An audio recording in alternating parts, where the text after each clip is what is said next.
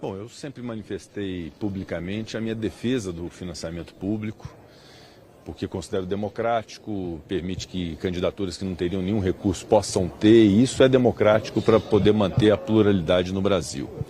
Mas, de fato, eu considero que é um equívoco nós estabelecemos um valor para a eleição municipal no parâmetro de uma eleição geral para presidente, governador, senador e deputados. O mais correto, na minha opinião, seria o valor da última eleição municipal, que foi em 2020, fazer as devidas correções, as devidas adequações e definir um valor que ficaria bem abaixo desse valor definido. Mas eu quero dizer que, embora essa seja a minha posição publicizada, uma posição que eu manifestei inclusive aos deputados e aos senadores, vale a vontade da maioria, né? Nós temos que respeitar essa vontade da maioria em diversas situações. A força do Congresso Nacional, de fato, está no seu colegiado, não na vontade individual dos parlamentares. Nós temos que respeitar isso. E, obviamente, nos cabe agora, diante desse cenário, buscar alternativas de aprimoramento. Eventualmente, ter no Brasil uma lei que possa ter uma disciplina sobre a aplicação dos fundos eleitorais, para não ficar dentro de discricionariedade de comandos partidários, para que todos efetivamente possam ter acesso a isso. Eu considero que esse valor precipita muito a discussão da volta do financiamento privado de pessoas jurídicas, que havia sido suspenso pelo Supremo Tribunal Federal numa ação da Ordem dos Advogados do Brasil, e precipita inclusive uma reflexão sobre as eleições no país, né? O custo delas para o Brasil em todos os sentidos. Então eu considero que as discussões sobre o fim da reeleição, o mandato de 5 anos, a coincidência de mandatos para termos menos eleições, tudo isso acaba sendo fortalecido com uma decisão de um fundo eleitoral nessa monta. Eu repito que respeito, mas naturalmente que isso gera consequências de reflexões para o Brasil no ano de 2024. Eu considero que nós iniciaremos 2024 com esses desafios, especialmente nessa questão do sistema eleitoral e do sistema político no nosso país. Nem discutir, nem levar a discussão do destaque surpreendeu o senhor, presidente? Não, no final das contas é uma questão regimental, né? Como o Partido Novo não podia fazer destaque, houve a adesão e esse tipo de situação impõe um requerimento anterior que é de admissibilidade. No fundo ali era uma votação sobre se era a favor ou não, e depois da admissibilidade ia votar nas duas casas a emenda destacada em si. É uma questão regimental. Mas, repito, é a vontade da maioria, é um prestígio à Comissão Mista de Orçamento, que fez um belo trabalho em diversos aspectos. Foi uma opção feita e que nós devemos respeitar, mas ela suscita, na verdade, reações naturais, legislativas, para poder dar melhor disciplina sobre esses gastos. Vejo que nós temos no Brasil, além do fundo eleitoral, já previsto então para 5 bilhões de reais para a eleição municipal. No ano de 2026, naturalmente, nós vamos ter que aumentar isso, porque nas eleições gerais já foram 5 bi na eleição de 2022. Então, na eleição de 2026, isso vai ser aumentado, provavelmente. Então, vamos discutir a questão da coincidência de mandatos. Vamos discutir o custo da justiça eleitoral. São quase 11 bilhões de reais por ano da justiça eleitoral em função de 2 em 2 anos termos eleições. Então, não só pela economia que isso representa para os cofres públicos, tirar do Brasil esse estado permanente eleitoral que nós vivemos.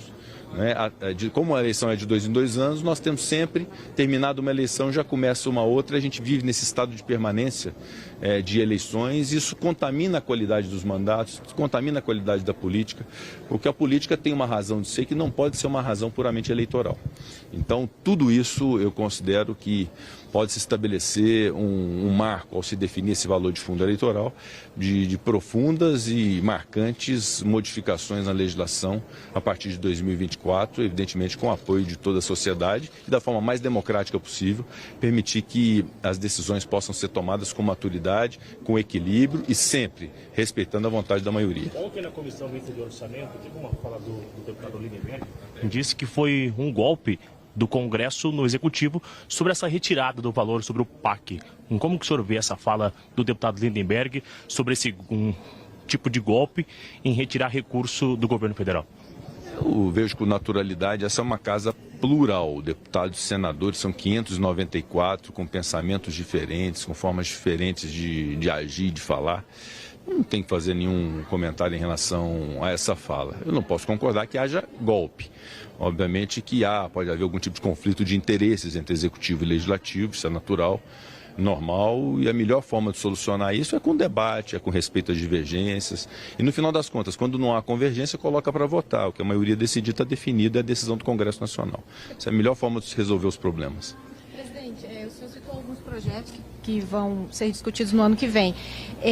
Em sendo aprovados, eles diminuiriam o valor do fundão por conta do princípio da anualidade? Ano que vem é um ano eleitoral, ou só valeria para as próximas eleições, como o senhor citou, do fundo eleitoral? O senhor citou regras para a distribuição dos recursos, enfim. Qualquer mudança legislativa a ser feita no ano que vem valeria para reduzir esse valor que foi aprovado agora? Evidentemente que há essa questão da anualidade, mas eu tenho dúvidas em relação a isso quanto a fundo eleitoral.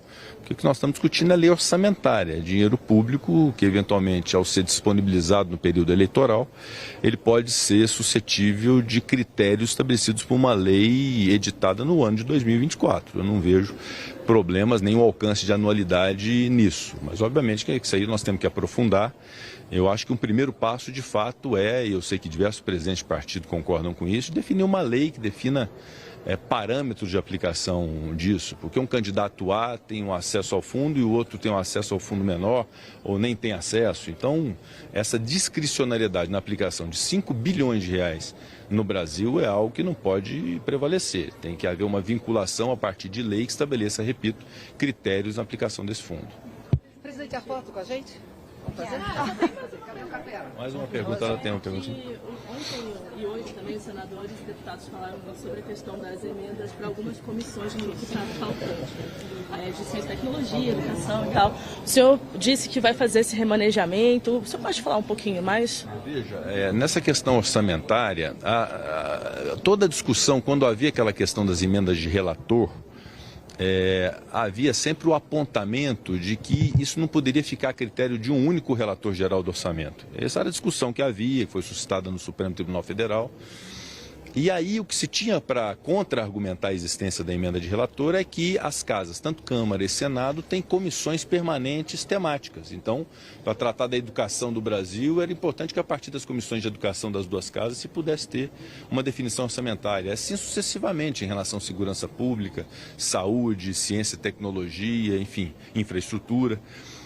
Então, houve, naquele momento, com a extinção das emendas de relator, já existia a emenda de comissão, mas um fortalecimento dessas emendas de comissão justamente porque elas dão melhor qualidade ao gasto público, porque elas são temáticas, né? Uma comissão de educação tem condição de discutir a educação do Brasil e fazer políticas que sejam de alcance nacional. Então, isso é que foi feito na Comissão Mista de Orçamento. Eu quero dizer que, de minha parte, não houve nenhum tipo de interferência. O próprio relator Mota é testemunha disso, deixei que fizesse o trabalho com toda a liberdade, mas é um instituto relativamente novo, esse das comissões, e o que eu disse agora para alguns deputados e senadores é que o fato de ter um recurso numa comissão A não significa que não se possa ter no futuro um remanejamento, uma readequação de recursos orçamentários para outras áreas diante de necessidades que surjam.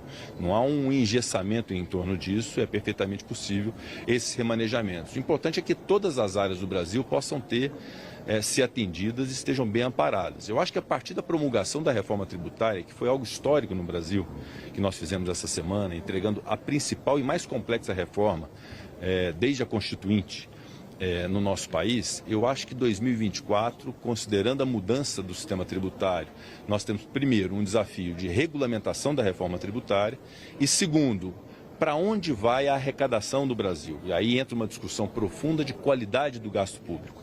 E essa qualidade do gasto público com as definições de prioridades pelo planejamento do Executivo, a participação do Legislativo na construção disso, mas sem buscar ter o maior protagonismo que o Executivo, porque isso também não tem cabimento. Então eu acho que a discussão da qualidade do gasto público e sentarmos todos à mesa para definir um planejamento nacional que possa gastar devidamente e com qualidade na saúde, na educação, na infraestrutura, no lazer e na agricultura, é muito importante que aconteça. Então, para não gerar descompassos, às vezes se tem muito recurso numa área, tem pouco recurso noutra, é importante ter um pouco de simetria nisso. Então, eu acredito muito que essa discussão do gasto público e do tamanho do Estado brasileiro vai ser o próximo grande desafio do Congresso Nacional após a entrega da reforma tributária. Cadê o Capela? Capela, a foto. Marquinhos, abaixa aí, galera.